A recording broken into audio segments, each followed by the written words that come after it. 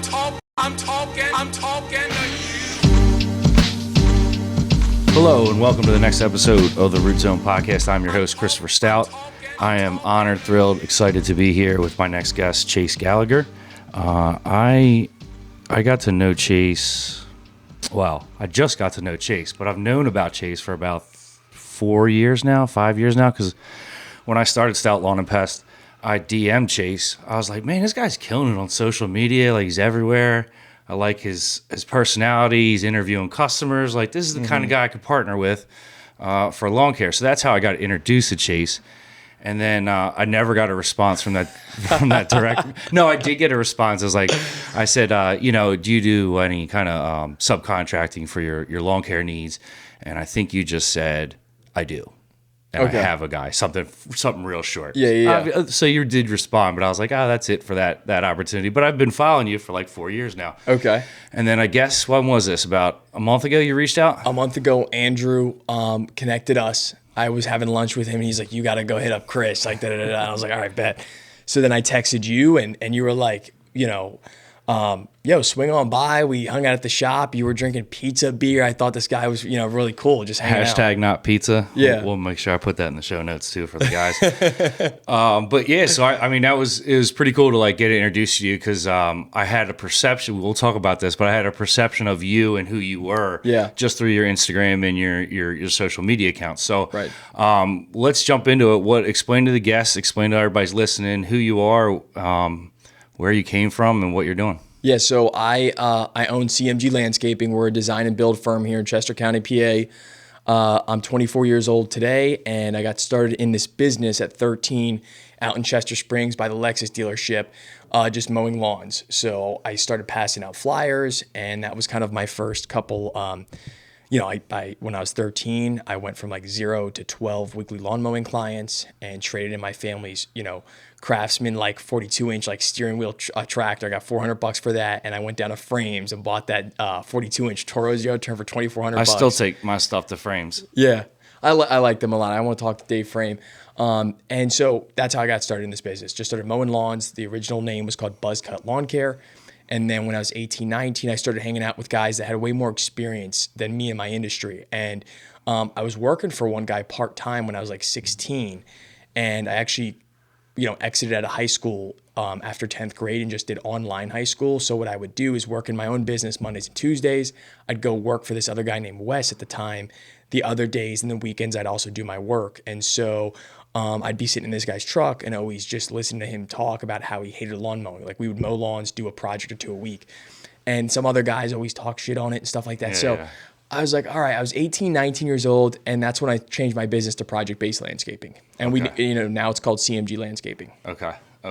So when you were, I guess, 13, so like, I hear the stories a lot of guys that got into landscaping, and I think I have a little bit different of a story, but it's kind of similar. So when I was 13, I was at a retirement home washing dishes and serving old people, right? Okay. So that's what I like. That I was working papers, So like that was my hustle in the beginning, chocolate, little cartons of chocolate milk and the sweet old ladies, right?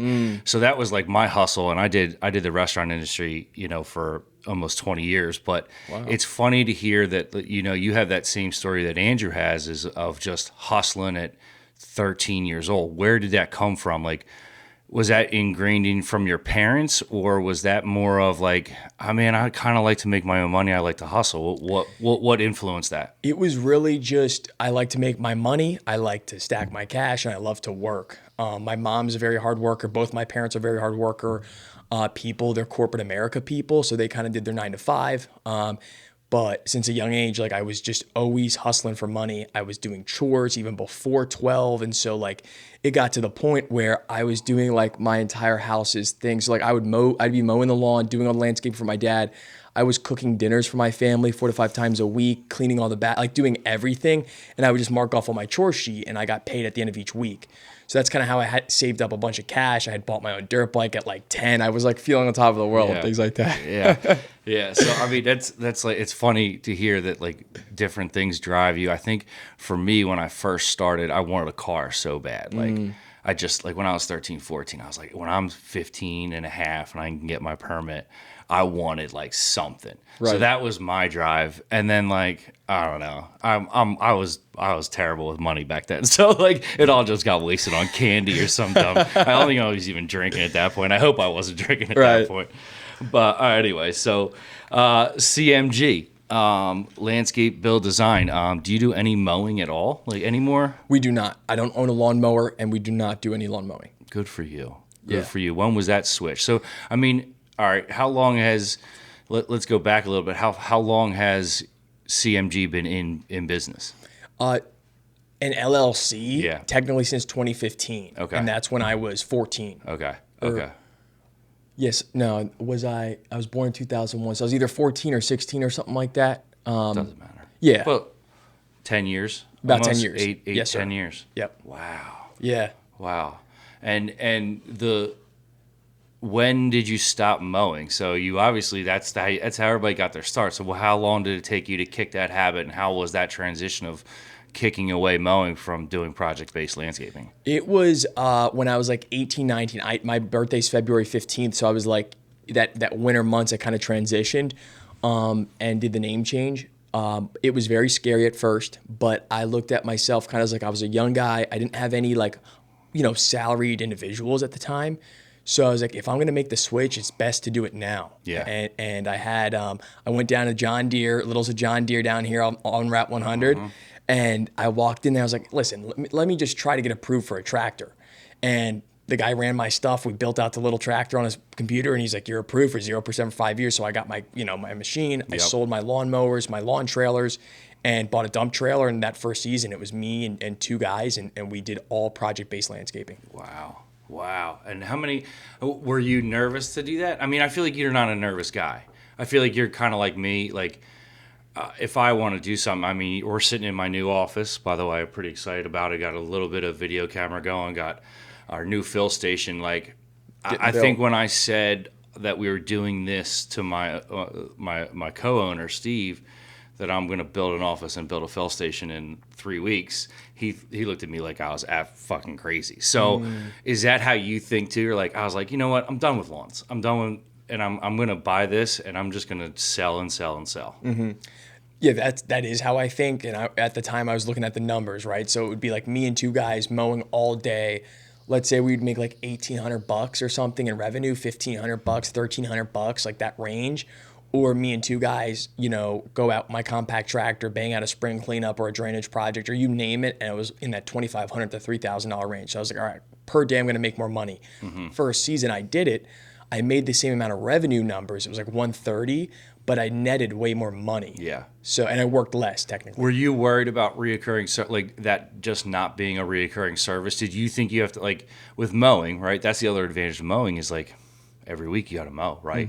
And if you're half decent at it and you can satisfy the customer, you're going to get the business week after week after week. When you're project based, that's why I like lawn spraying so much. And we'll get into lawn spraying in a little bit, but because it's every season, it's continuous. It's easier to gauge. When you switched, were you worried about booking those jobs, or you were just confident like, hey, I'm gonna find those jobs to do? Or are you getting so many referrals because of the work you're doing? How is that change? How is that flow working for you?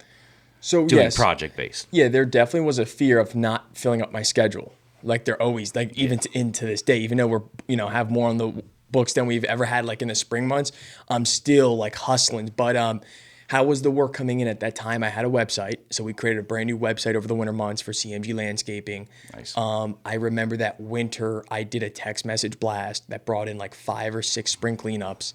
And then out of one of those spring cleanups, after we did the cleanup, the guy brought in this like huge landscape plan and was like, hey, could you do this? And I remember I was like 19. He like brought me into his separated garage, like put it out on his workbench.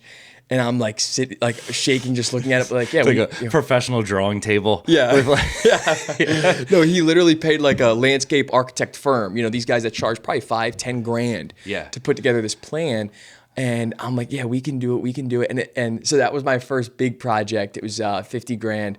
And so we did that for like a whole month that year. Yeah, that's a wild way to get into it. And that's why I was always scared of like project based. That's why like when we talk to our customers, like, what do you do? We don't do any, like, we don't play in the dirt. Like we don't want to, because I just hated chasing the next job. That was always like my like thing. I was like, I hate chasing the next thing. I want to do something that has reoccurring business.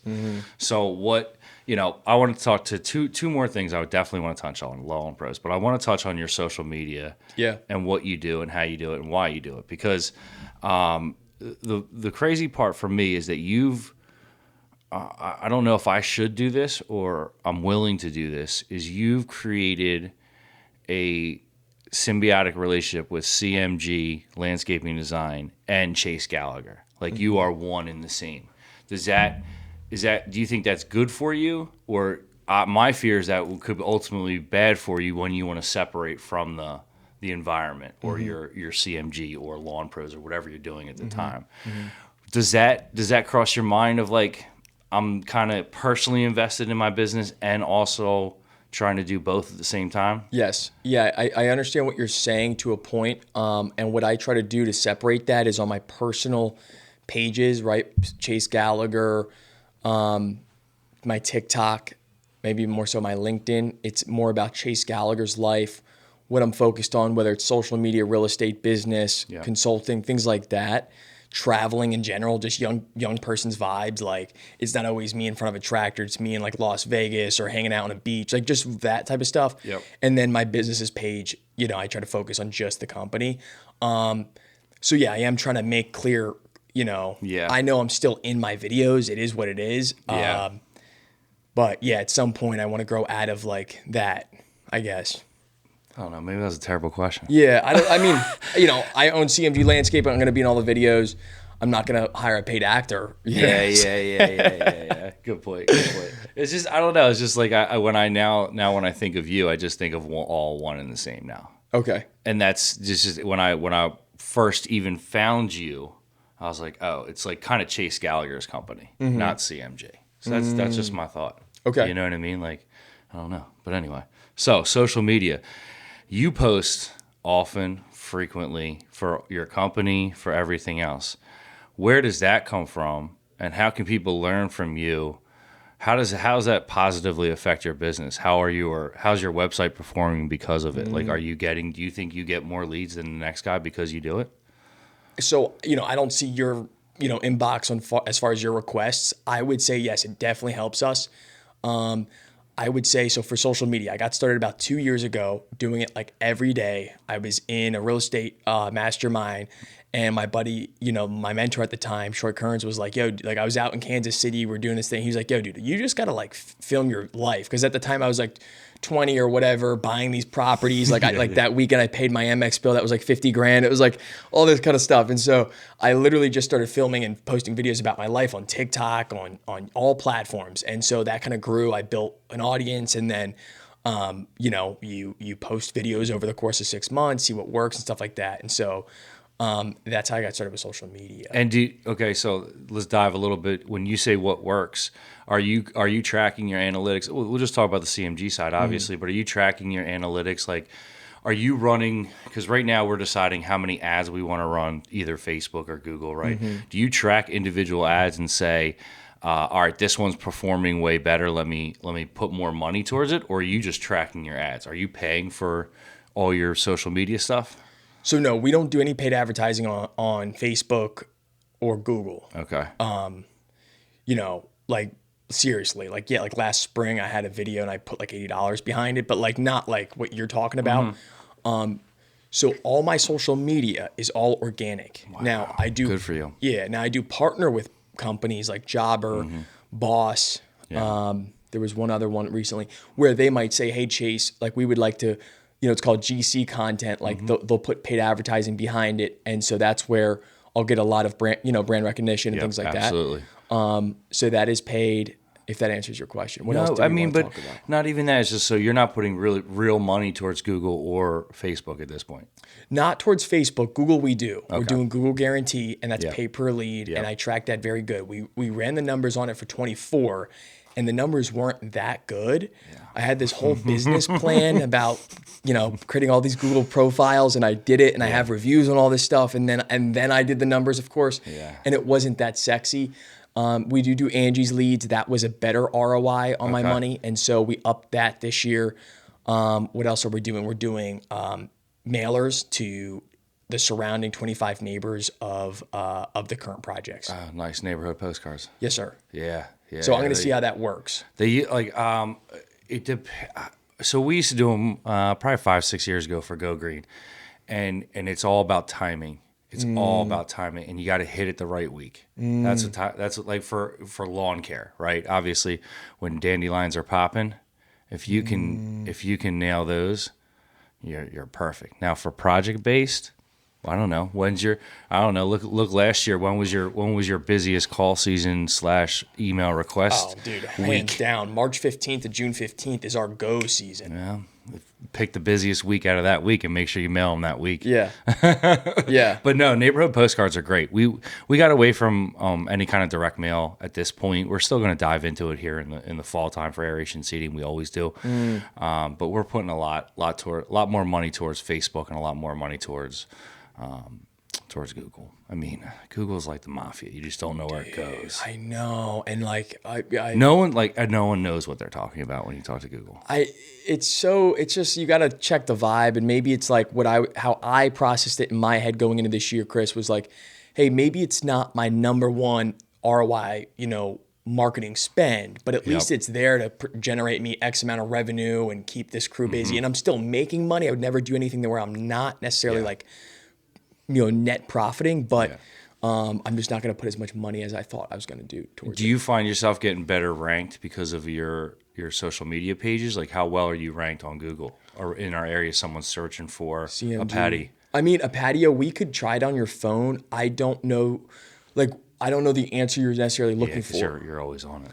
Yeah, I think we're pretty well ranked. I've had the same websites for 5-6 years now, and then I know I was at some sort of seminar and some chick was saying like how Google's now switching their SEO to lean towards social media. So like they're somehow making a correlation instead of like blogs, they're like making a correlation to your online content, and Correct. that's gonna. And so I'm like, all right, these videos are gonna start paying off. That's what I'm hearing too, because it's just Google in general. I'm people can say that I'm crazy or not, but we're just paying them, I would say like a livable wage for this year. You know what I mean? Because what are you paying them? What's your budget for Google this year? I think it's probably going to be 11-12 grand. Oh, okay. Yeah. But retro speaking, we have like a Google. year? Yeah. We have Google. We have Facebook. We have all our sponsorships, and that's where we get most of our businesses referrals. So we just try to find marketing that can get us referrals. We just signed up for this company called Clicky, which is an awesome referral program. So it's basically we send you a link, you have a QR code, you can copy, share, paste all your social medias wherever you want to, and if someone that you recommend has your name, has your link to it, if they sign up, everybody gets, or you get $75 cash, or however you want it. Venmo, PayPal, gift card, Amazon, however you want it, we give that person $75. You don't have to be part of Stout Lawn Pest company. You don't have to be a customer. So we've given them to some of our friends that aren't customers, some of our other business owners that aren't customers. They have a unique QR link where if they sell something, they get $75. I was actually out to dinner with some friends last night, and Brian Majetsky, hashtag, or shout out to Brian Majetsky, but he was like, wait, so if I sell 10 lawns, I'll make $750. I'm like, yes, absolutely. So my goal is to kind of really inform people. We're going to do a couple videos coming up of how it actually works, and then really try to make mini salespeople all across the 3 counties. Or you already thought about this, but what popped into my head while you're saying that is like you could send it out to all your lawn care mowing guys, and if they get 15 out of the 100 clients they have, there's $1,500 or $2,000 or whatever. And we did away with we used to give a sales commission to our technicians if they sold a job online or out in the field. Well, that's now null and void. Now they have their own. So if the technician sells, people are like, oh, $75. Well, my cost of sale right now is $130 to $160 to gain every sale. So that was my next question for you, Chris. If I'm paying $75 a sale, you're winning. I'm winning every single time. Every single time. So I'm gonna throw we're gonna do a little bit of a marketing campaign, and from companies that have done this before, it's going to take a little bit to build, I think, people to understand it. But I think by fall, hopefully, when we're doing aeration seedings and people, you sell an aeration seeding job that's $1,000 job. I mean, that's great for us, and you get $75. And everyone's looking for aeration seeding or some sort of renovation in the fall, and that's when people are actually talking about grass. Right. So, now in fall. Yeah, that's such a great thing. So we thought about the same thing, right? Like you take your numbers from 24, you figure out how many projects we had, what did we spend on paid advertising. So our cost to acquire a client is anywhere from $187 to $300. And it might seem like a lot because it is, but if your average ticket is 12, 15, 25 grand, it's a little different. Yes. But same thing, like we did like a $200 email blast to our CMG list just saying, hey, you refer us a client using this link, you'll get $200 off your next project. Yeah. Or if you want a check, I'll send you a check, whatever the vibe is. Yeah. And that's the difficult part of like, Clipper or any kind of like direct mail for us. For you, if you spend $10,000 and you get 2 projects that are 12 grand and 26 grand, well, that's a great investment. Like maybe not that ratio, but I know what you're saying. Yeah. For us, we would have to get to spend 10 grand. We got to get 100 customers, right? Right. That's a tough number to hit with just a stupid flyer.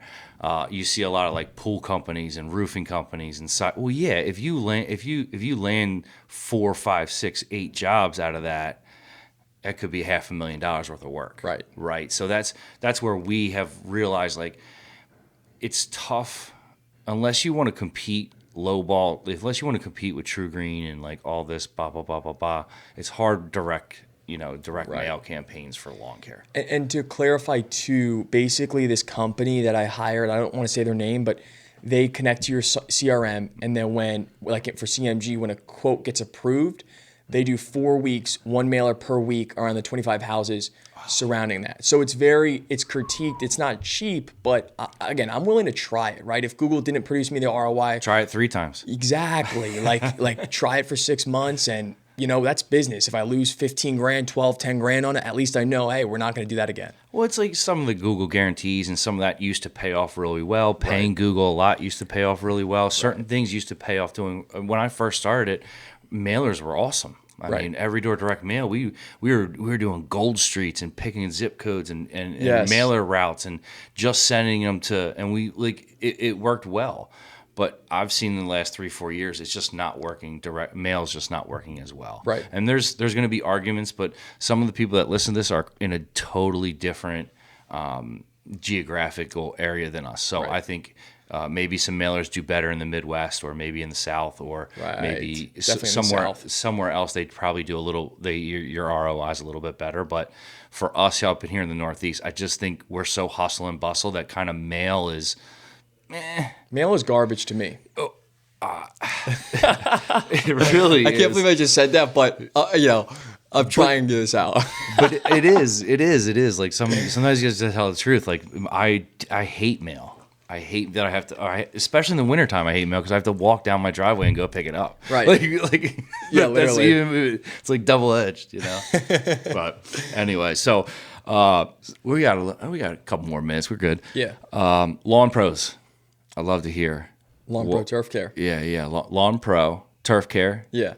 Turf, tree, and shrub. Yes, sir. Turf, tree, shrub. Turf. Whatever I'm sorry, the hat I'm reading your says. hat. Geez. Yeah. Turf, tree, shrub. Turf, tree, and shrub. Yes, sir. Gotcha. And you started this last year. Was this like a kind of like a soft launch last year? Kind of soft launch. It's my second business, so it's not my main priority. But basically, we started with a new jobber account, and basically, I took my database from CMG Landscaping, uploaded it to Lawn Pro, sent out some email blasts, some things like that, and did some yard signs. We had a website built like within a couple of weeks last season. You know what I mean? Got a Google reviews on there, and we started with fall aeration and overseeding and kind of pre-selling next season services. We ran some email promotions over the winter months. I had my office staff call people, things like that. Yep. And again, it's definitely a soft launch, but we're starting to gain some traction. I'm excited. Yeah, it's an exciting venture. Like I said, now you got reoccurring business. Right. It's something that's what was scary. One of the biggest scares for me was when I left Go Green.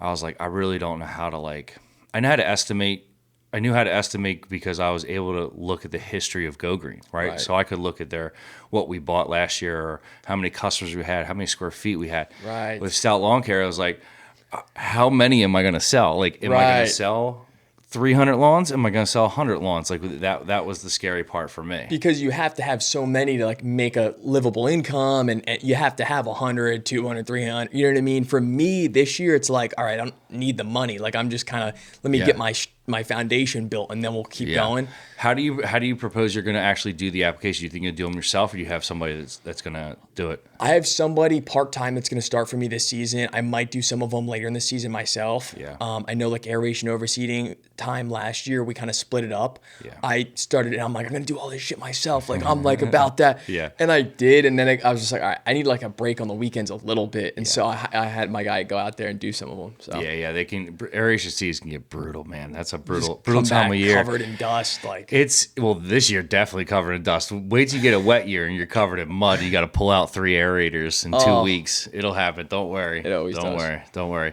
But that's great to hear that you took your jobber client list and just start blasting and calling. Using what I have. Have you had some return? Are you ready for this year? We are ready for this year. How many long pros, if you don't mind sharing? We have like 10 or 12 signed up, I believe. Beautiful. It's like on my list to check this week. I'm like seeing how many people approved, paid the first deposit, and then we're going to start our first application at the end of this month. Good for you. So I want to say we're in like the 10 to 15 range. And some of those are like the one guy that approved it last week. He's a bigger property. I think he was like 3,500 for the season. So I guess a kind of a bigger property. Yeah, absolutely. What's your average? Do you know your average like square footage? Or like what your average seasonal ticket is for clients? Yeah, so last year we ended the year around $900 for the year, $950 for the year. Okay. 900. We'll call it 900. Yeah. We're trying to be at $1,000 per customer. And is that just turf care, or is that aeration overseeding? That's everything. So we have we have pest our too? ancillary services. So we have pest, outdoor, indoor, aeration, seeding, fungicide, tree and shrub. Those are our extra services. So our goal, I always tell our sales team, let's not sell them the farm. Let's sell them that you can, I don't know what the fuck this expression is, but don't sell them on every one of our services. Right. We are really good at lawn care. Right. If we can get you on the board for lawn care, we can email you, get a bug in your ear about our indoor pests. So when you're indoor pests, you're done with that guy, you can go with us. And it's a weird flowing thing. It doesn't happen immediately. So if we sign up 200 brand new customers this year, maybe 12 of them will go with another service, or maybe 50 of them will go with another service. Right. But the second year conversion on someone signing up for a second service is way higher. So of those 200 that signed up last year, maybe by the second year we can get that number up to 100, 125 of those 200 that have signed up for a secondary service besides lawn care. So valuable, and that's why, like, at the end of the day, I'm a businessman, and I do try to portray that on my personal Instagram page. And that's one of the reasons why I started this Lawn Pro business. Like, I'm not a fan of lawn mowing. I'm never will be. Obviously, that's how I got started. But, you look at a project-based company multiple versus a multiple on a reoccurring business, and that's why I started Lawn Pro. And then on top of that, my mind is thinking, all right, if I can train my sales techs to not only, upsell and give them a little, commission, but also understand, hey, CMG does these types of projects, and if you see something on the property, send the office an email or a video or something. We can send instant quotes. Like, I'm trying to play them off of one another, if that makes sense. 1,000,000%. And that's how you talk to Andrew. That's how Andrew did it. He mowed lawns from 13 to, I guess he was 24 or 25. I guess. No, was he? No, he was around 25. I guess when he started Go Green. But he had a couple hundred lawn care companies, and then bought a small little fertilizer company. That's what I've been trying to do, dude. There's one guy down the street from my shop, Fairways. I don't know if you know. Yeah, I've heard of them. But okay, the little red trucks that drive around. I'm like, dude, let me buy your business. And this guy, he doesn't need money. Like, he's out in Switzerland on his off season, but you know. Yeah, he's it's funny how 15 years ago when I was in this business, the only companies that were buying were True Green. True Green was buying people. Right. And now every every Tom, Dick, and Harry are private equity guys knocking your door because they, I think they went. I forget what the industry trend has been, but it was pest control for a while was bought up a lot, Right? And then now they saw lawn care and they're like, oh wait, lawn care is just not just as profitable as pest, but very profitable and reoccurring. Like you said, that's the most important word is reoccurring. Right. And it's what's the word I'm looking for? It's measurable. Right, from year to year. If you do good, you can see growth. I think lawn care is pretty recession proof too. We haven't seen any. I saw a little dip last year, but nothing to speak of. So it's not like, oh shit, we're gonna have a bad recession. We'll probably take a hit, but it won't be as bad as some project based stuff. That's my fear. Yeah, and like guys on the internet obviously comment anything, but yeah. When I talk about project-based and how I don't like a lawn mowing, they're always like, well, what are you going to do in a recession? And it's like, I'm a young buck. Like, by the way, I totally agree with what you're going to say. Yeah, like I'm a young buck. Like, I have not been in an '08 recession. I know my parents have, and there's other ones, but I just kind of keep my whole financial situation firm enough to where, hey, if we did drop half in revenue or whatever, like I can still pay my my bills and everything like that. That's how I look at it. Or you're gonna hustle to find that other half. Right. Right. Like, or you're gonna make adjustments. That's the key. I think you're either gonna hustle or make adjustments and see what, like, people bitch about gas prices. Like, what are you gonna do? Not fill up your gas? Right. Like, just stop talking about it. I don't care. Exactly. I don't care. I don't even know what gas is per gallon. No clue. I also drive a Cybertruck though. Yeah. That's a different story for a different podcast. Okay. I think. Yeah. I think one day we'll talk about how me and Chase get looked at with our electric vehicles. Oh, true. But no, this is I'm excited for you for Lawn Pros. If I can be any help to you, I'm right down the street. Chris, that's one thing I wanted to mention on this podcast too. It's like you were so nice. Like a lot of guys aren't like that. You know what I mean? Where you're just like, yo, dude, swing by the shop. Like, and we're sitting on your couch, you're drinking the pizza beer, which again, I don't really drink alcohol, but one of these days I want to try it. Yep. And like, you're just chatting, we're talking numbers, like you're just open with it, which is a lot of respect to that. I appreciate it. I think you met Andrew, and yes. Andrew is the king of that. He'll talk any of his numbers. But I learned it from him. And I think maybe I learned it from just the personality I have. Like, I like to help people.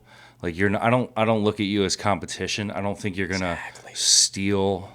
What are you? If you open up Lawn Pros and you're super successful, you might steal 1.6% of my business every year, right? But wouldn't it be cool if I have a relationship with you, I help you get started, you get a project that's 36 acres. And we need to team up to get that project done in a timely manner, right? Exactly. What if it's a military contract that's paying us double? You know what I mean? And we got to do an airfield. Yes. Like, that's the kind of stuff I think about. And if, I run a small peer group, and we have these ideas for this peer group. And but one of those thoughts is, like, the more people you know, even if sometimes at the end of the year, if we want to buy 2 tractor trailer loads of seed together, think about the price difference there.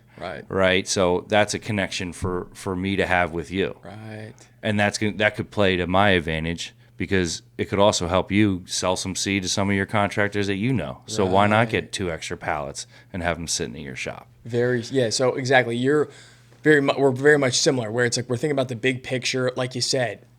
Everyone calls around everywhere to like get pricing and stuff like that. And like, I might not even know we might take on one of your clients, or vice versa, obviously, but that's like the small, stuff. Yeah. But I mean, like, even vendors, like you probably don't know you're a real chem vendor for a lot of your lawn supplies. Right. I can give you, 5 to 10 vendors in this area. You can make your own decisions. You can weigh their estimates or their costs against each other, and you can make an educated decision on what products you want for this year. Right. So that's an advantage for you. But if you end up going with one or 2 of these vendors that I use a lot, and you happen to mention Stout Lawn and Pest, right, what does that do for me? That vendor looks at me like, oh, Chris or Stout Lawn and Pest is a real partnership with me. Right. He's helping us out. So if I need a new fill station put in, or if I need an emergency delivery, that vendor's more likely to give it to me. Or just like you said, like, that's such a smart idea. To help. Yeah, exactly. Or like, just ordering 2 pallets or whatever, 2 tractor trailers, like when you combine like that, like you said, you get discounts.